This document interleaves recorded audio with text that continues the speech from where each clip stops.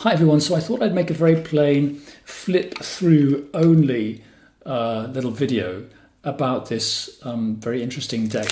As you can see, I've shown you my unboxing, even though I know that's frightfully trivial. This is a restoration and a recoloration of the so-called Keishobou tarot, which came out in 1974 in Japan. And it was the first ever tarot deck to be designed and produced in Japan.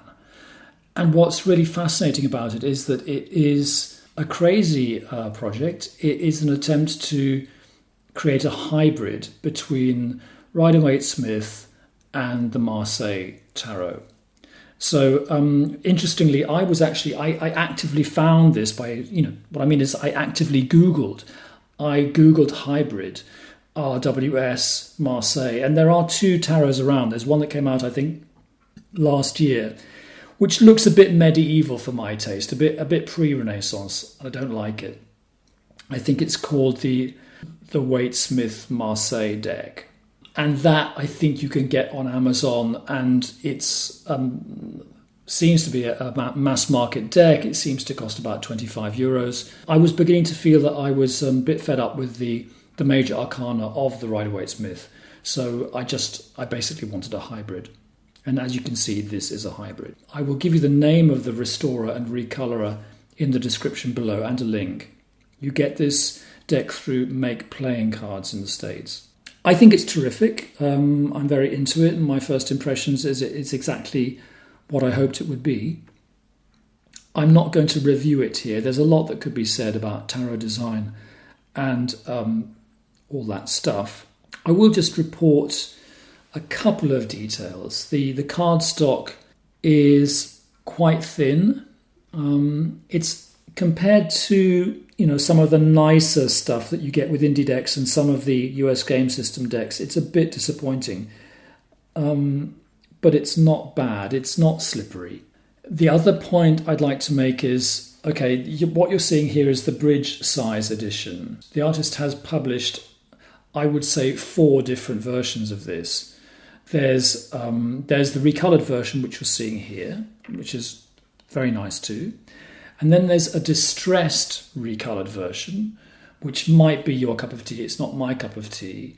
And then there's a sort of a semi-recolored version where you have all the recoloration that you see here in this flip through without the recolored skies. So you just have white skies. So those nighttime scenes, 9, 10 of swords, stuff like that, they don't have the dark skies. I like the dark skies, but anyway. So that's the semi-recolored version. And then there's the facsimile of the original. Now, in this version, everyone's blonde and everyone's white because, fair enough, they were over in Japan and that was what they thought Europeans looked like, and can you blame them?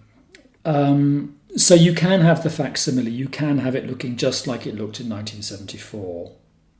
And that's all great, except that it's not like there are these 4 versions, each of which comes in bridge size or pocket size or full size, and each of which comes in a tin or a shrink wrap or a white box. No, it's a bit more random than that. And maybe the artist was sort of struggling with what Make Playing Cards could do for her.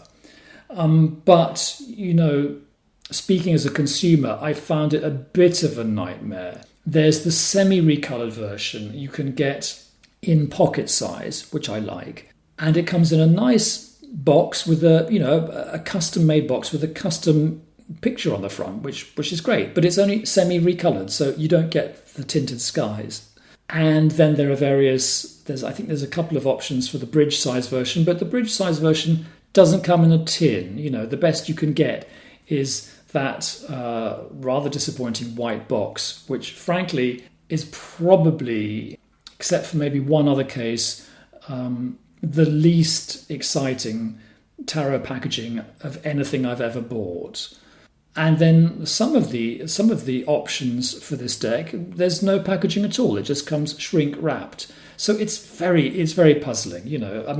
I would love to have a lovely tin with an illustration on it, but I don't want full tarot size, so I can't have it.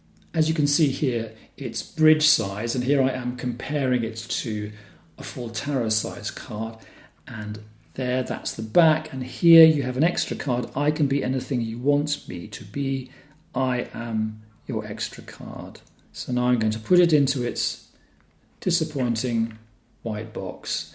I'm being a bit silly. I think this is a very exciting deck, and I am going to do a full review of it after I've lived with it for a few weeks and have really settled in with it and have had some experience of how it can fit in with my tarot practice. Okay, everyone. See you later. Bye.